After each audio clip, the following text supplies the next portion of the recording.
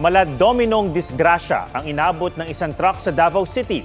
Pagbangga nito sa poste, nadamay ang isa pang poste na bumagsak sa isang sasakyan. Ang nahulikam na insidente sa report ni Jandy Esteban ng GMA Regional TV. Grabe naman ang imong water break. Paggewang-gewang at tila umuusok pa ang 10-wheeler na ito sa kuha ng cellphone video ng sakay ng kabuntot na sasakyan sa Davao City. Sa korbada ng highway, nalipat ito sa kabilang lane. Wala siya break? Wala nag-break pa. Tuluyan itong sumalpok sa gilid ng highway at tumama sa poste ng kuryente. Kayo eh! Halos matapon ang mga karga nitong nakasako. Mala dominong tumumba din ang isa pang poste at bumagsak sa isang sasakyan. Ang driver nitong 59 anyos na lalaki nagtamo ng minor injury. Ayon sa pulisya, nangyari ang aksidente alas 2 ng hapon sa Davao-Bukidnon Highway sa Marilog District, Davao City. Sa investigasyon, nawalan daw ng kontrol ang 24 anyos na truck driver. Hawak na siya ng pulisya at posibleng maharap sa reklamong reckless imprudence resulting in damage to property. Jandy Esteban ng GMA Regional TV nagbabalita para sa GMA Integrated News. Binatilyo sa Davao City at dalawang estudyante sa labas ng paaralan sa Quezon City. Mga biktima sa dalawang magkahiwalay na rambol ng mga kabataan. May report si Marizo Mali. Viral sa social media ang videong ito bandang alas 7 ng gabi ng Lunes sa isa sa mga gate ng North Fairview High School. Ang isang nakauniporme ng estudyante bugbog sarado sa kamay ng isang nakauniporme at isang nakasibilyang binatilyo. Sa di kalayuan, isa pang estudyante ang pinagtatadyakan at pinagbubugbog. Ang ina at tiyahin ng isa sa mga binugbog sa video nagpasaklolo sa eskwelahan. Nabahala po ako, ma'am, sa anak ko kasi siyempre pinabantaan na papatayin. Kagabi daw ang dami na naman nun sa kapatid niya na nag-aabang. Natatakot ho ako para sa pamangkin ko. Gawa ng kaligtasan nila yung takot na ho mapumasok. Sa investigasyon ng eskwelahan mula noong Lunes, nasundan pa ang rumble ng mga sumunod na gabi kung saan nagantihan na raw ang mga umano'y magtutropa. Ito po mga batang ito ay parang nagkairingan lang, parang titigan-titigan, tapos piling na angasan, tapos pag dinala nila sa labas, pagdating sa labas, tumawag na pala sila ng ibang kaibigan nila, tapos yun po, nagkagulo-gulo na sila. Tukoy na raw ng paaralan ng mga estudyanteng sangkot. 3 suspect, isang estudyante at 2 iba pa ang inihabla sa piskalya. Posibleng madagdagan pa ang maghahain ng kaso dahil sa dami ng napasama sa rambol. Humingi na ng tulong sa pulisya ang eskwelahan para magdagdag ng police visibility sa paligid nito. Ipinatatawag na rin ang lahat ng magulang ng mga estudyanteng sangkot para magbigay linaw sa investigasyon. May viral ding rambulan ng ilang menor de edad sa Davao City. Ayon sa pulisya, pauwi na ang biktimang edad 13 nang bigla siyang pinagtulungan. Ang isa sa mga nambugbog, 16 na taong gulang. Inaalam pa ang pagkakakilanlan ng nakabonet. Ipinatawag na sila sa barangay. Mariz Umali nagbabalita para sa GMA Integrated News. Kinumpirma ng AFP na inilipat sa tagong lokasyon sa Pilipinas ang Typhoon missile launcher ng Amerika. Depende sa missile na ikakarga rito, kaya ng launcher na asintahin ang anumang bahagi ng exclusive economic zone ng Pilipinas at ilang coastal area ng southern China. Ayon sa isang security analyst, nangangamba ang China sa epekto ng mga launcher sa plano nitong pagsakop ng Taiwan. Pinalaga ng China ang pagpayag ng Pilipinas na manatili ang missile launcher.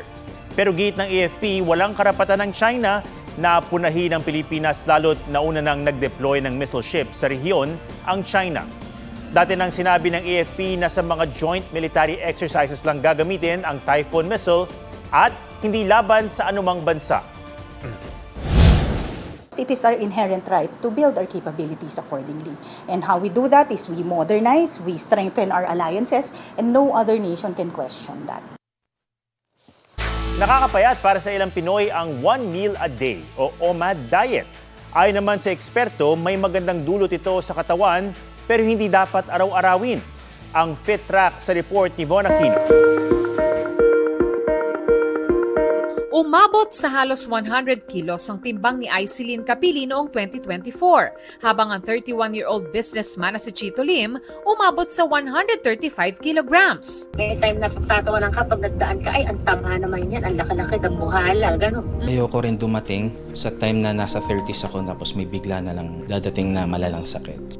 Dahil dito, sinubukan daw ni na Aiselin at Chito ang 1 meal a day diet o OMAD. Ito ang pag-fasting ng 16 to 23 hours at kakain lang ng isang beses sa isang araw. Ngayon, glow up na ang kanilang peg matapos mabawasan ng 40 kilograms sa loob ng 6 to 7 months. Pero hindi raw naging madali ang pag-OMAD. Nung mga first month ko, bala ko naman sumuko kasi ang sakit ng ulo ko, gano'n. Mostly po pagkagabi, nakakaramdam pa rin ng gutom. Nag-i-snack ako ng banana, ng apple, ganun lang. Ayon sa isang lifestyle doctor, ang tamang pagsasagawa ng 1 meal a day diet may magandang naidudulot sa katawan ng tao. Imbis na yung carbohydrates yung ginagamit ng energy ng katawan, nag-shift siya into fats. Nakakapagdulot din daw ito ng pagtaas ng insulin sensitivity, kaya mas napapakinabangan ng sugar sa katawan at cellular repair. Pag nagkakaroon ng energy depletion, ang iniisip ng katawan mo, okay, baka ito na yung panahon para linisin ko yung katawan ko at sirain ko yung mga cells na defective na.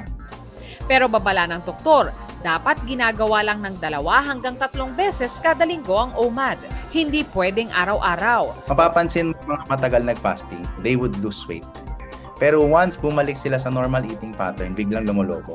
Dapat daw sundin ang pinggang Pinoy ng Department of Health na kalahati gulay at prutas, 1/4 carbohydrates at 1/4 healthy protein para maiwasan ang nutrient deficiency. Bawal din ani ang OMAD sa mga buntis, teenager, mga bata, mga individual na may eating disorders, may diabetes, sakit sa puso at iba pang chronic illnesses. At kumonsulta muna sa doktor. Von Aquino nagbabalita para sa GMA Integrated News.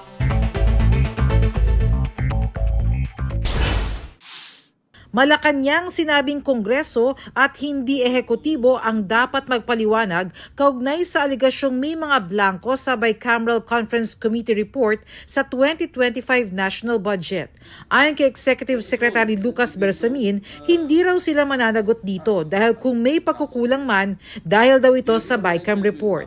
Sabi naman ni Budget Secretary Amena Pangandaman, walang blanko sa isinumbite sa kanilang kopya ng General Appropriations Bill. Ilang imported na produktong ibinebenta sa Cartimor Market sa Pasay, wala raw import clearance ng Bureau of Plant Industry ayon sa Department of Agriculture. US Embassy pinag-iingat sa mga scammer ang mga nag-a-apply ng US visa.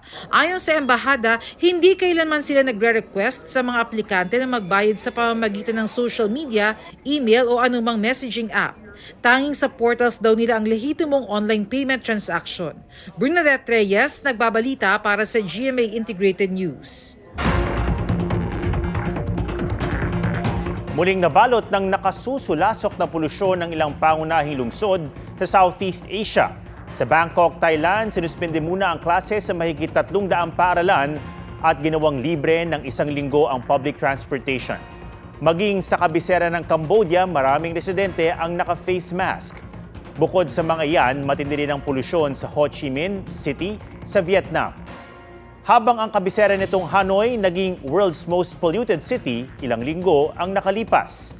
Sa mga ganitong buwan, hindi masyadong mahangin sa mainland Southeast Asia kaya naiipon ng usok mula sa mga sasakyan, pabrika at kaingin.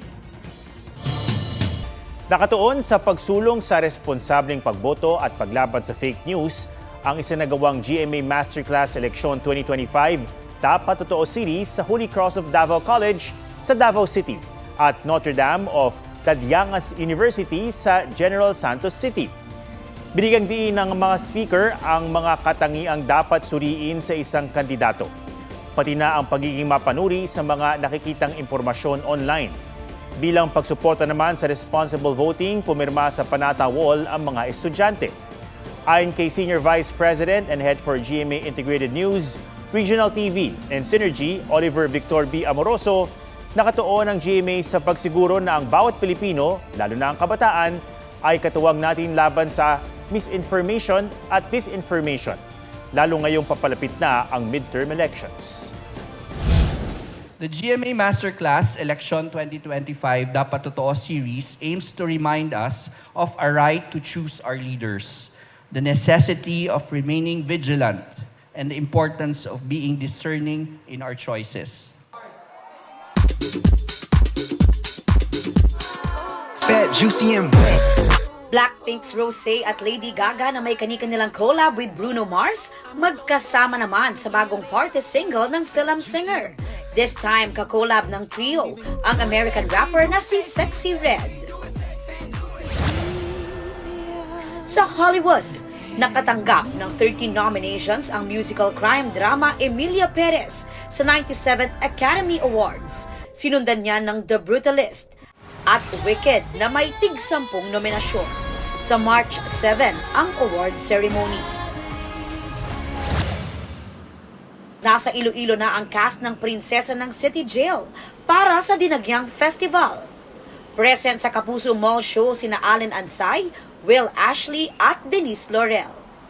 Bukas naman si Ruru Madrid, Paul Salas at Shaira Diaz ng Lolong Bayani ng Bayan ang makikisaya sa isang mall.